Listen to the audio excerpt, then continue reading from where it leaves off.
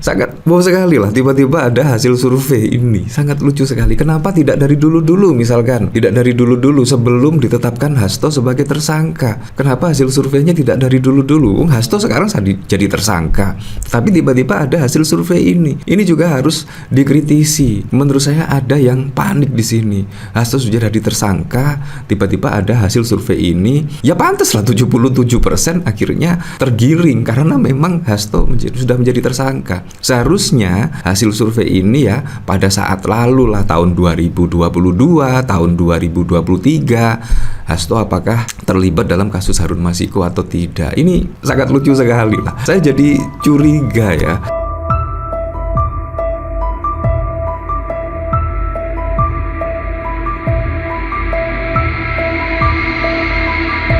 Sebelum menyaksikan video ini, pastikan bosku jangan lupa subscribe, karena subscribe itu gratis plus bonus tonton video terbaru setiap harinya. Jangan lupa ya. Menurut saya sangat janggal sekali ya, di tengah Hasto Kristanto saat ini melawan lah, setidaknya melalui pra-peradilan terhadap KPK. Tiba-tiba ada muncul hasil survei. Ini sangat mengejutkan sekali ya. Apa sih tiba-tiba ada hasil survei? Dan hasil surveinya menurut saya sangat wow sekali. Kalau kita lihat dari sini sudah terframing jelas ya. Bahkan banyak yang percaya Hasto itu terlibat, setidaknya terkait Harun Masiku dan lain sebagainya. Ini menurut saya sangat wow sekali. Nah, kadang-kadang saya jadi curiga ya kalau kita lihat dari kronologi ya, ketika Hasto Kristanto melawan di pra-peradilan, bahkan di sidang pra-peradilan yang pertama KPK bahkan tidak hadir pada saat lalu. Dan pada saat lalu juga ada saksi dari kubu Hasto bahkan mengaku diintimidasi oleh penyidik KPK. Dan kalau kita lihat dari pemberitaan di sini misalnya, bahkan tidak terbukti. Setidaknya kalau kita melihat dari pengakuan saksi, Hasto menenggelamkan HP barang bukti dan bahkan ikut suap menyuap di tempat OTT tersebut. Hasto juga tidak berada di situ. Nah, tiba-tiba ada hasil survei.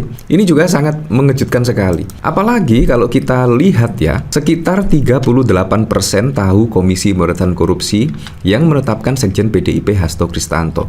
Jadi ada 38% dari responden ini tahu yaitu penetapan Sekjen PDIP sebagai tersangka dalam kasus suap kepada anggota KPU dan menghalang-halangi penangkapan Harun Masiku. Nah, ada 38%. Tetapi di sini ditulisnya sangat wow sekali, yaitu mencapai 77%, yaitu dari hasil survei LSI percaya bahwa Hasto Kristanto terlibat kasus tersebut dan lain sebagainya. Ya, tapi kita kembalikan lagi ke masyarakat seperti apa ya. Dan bahkan kalau kita lihat dari sini juga ditanggapi oleh Guntur Romli. Dari data survei ternyata cuma 38% mengaku tahu kasus Hasto dan Harun. Dan dari 38%, 77% yakin Hasto terlibat. Artinya hanya 20-an% masyarakat yang yakin Hasto terlibat. Tapi kenapa judul beritanya 77%? Nah, artinya 77% dari total yang tahu sebanyak 38%. Artinya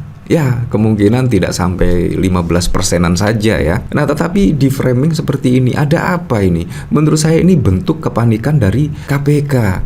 Bahkan juga ada hasil survei. Ini juga ada apa? Tiba-tiba ada hasil survei. Ya, seharusnya survei itu ya tingkat kepuasan masyarakat terhadap kinerja Pak Prabowo di 100 hari. Menurut saya hasil survei seperti itu. Ini menurut saya ada indikasi lah setidaknya ya, memframing bahwa Hasto itu terlibat dan lain sebagainya. Ini juga sangat mengejutkan sekali ya, di mana kasus Hasto ini bahkan melibatkan dari hasil survei. Ya memang sih kalau kita lihat pada Pilpres, pada Pilkada, hasil survei itu memang seolah-olah memframing lah bahwa yang bersangkutan atau yang dimenangkan itu memang benar-benar realitanya dimenangkan. Apakah demikian? Masa sih hasil survei bisa menggiring opini untuk memenangkan gugatan pra-peradilan ini? Menurut saya juga sangat lucu sekali. Sangat wow sekali lah, tiba-tiba ada hasil survei ini. Sangat lucu sekali. Kenapa tidak dari dulu-dulu, misalkan tidak dari dulu-dulu sebelum ditetapkan Hasto sebagai tersangka? Kenapa hasil surveinya tidak dari dulu-dulu? Hasto sekarang jadi tersangka, tapi tiba-tiba ada hasil survei ini. Ini juga harus dikritisi. Menurut saya ada yang panik di sini. Hasto sudah jadi tersangka, tiba-tiba ada hasil survei ini, ya pantaslah 77% akhirnya tergiring karena memang Hasto sudah menjadi tersangka. Seharusnya hasil survei ini ya pada saat lalu lah, tahun 2022, tahun 2023, Hasto apakah terlibat dalam kasus Harun Masiku atau tidak. Ini sangat lucu sekali lah. Saya jadi curiga ya, apakah memang benar-benar ini penggiringan opini ya. Sangat lucu sekali kalau menurut saya ya. Di tengah Hasto menggugat di pra-peradilan, ada saksi yang tidaknya meringankan Hasto Kristanto karena tidak terbukti apa yang dituduhkan oleh KPK, tiba-tiba ada hasil survei ini. Ya tapi kita kembalikan lagi ke masyarakat menilainya seperti apa. Ya, tapi memang aneh kalau kita mengetik Hasto di Google, munculnya survei LSI, yaitu 77% publik percaya Hasto terlibat. Ini sangat wow sekali. Nah bahkan dikomentari oleh Cobra, Harun Masiku tuh mainannya Mulyono. Kalau lagi kepepet buka lagi kasusnya. Cuma jadi alat pencemaran doang. Dari Habib palsu, berita juga bisa mengandung cuan loh. Dari Sabdo, bagi saya Hasto dan Ibu Mega terlibat. Maksudnya terlibat itu dalam hal proses PAW, tapi bukan dalam hal penyuapan. Karena proses PAW sampai pelantikan itu butuh tanda tangan dari DPD, DPP, Ketua Umum. Menurut saya PAW itu sangat banyak sekali ya kasus-kasus PAW, tetapi juga tidak dikejar seperti PDIP ya. Entah ini ada apa ini ya. Kompas dan LSI sudah dibeli. Survei bisa dipesan, ucap seorang kakek tua. Namanya juga bisnis Gus. Ya gitulah untuk cari pembenaran. Judulnya Detik News dah bener. Nggak percaya survei, survei tergantung yang bayar. LSI mah abaikan aja mas, anggap lembaga survei sampah.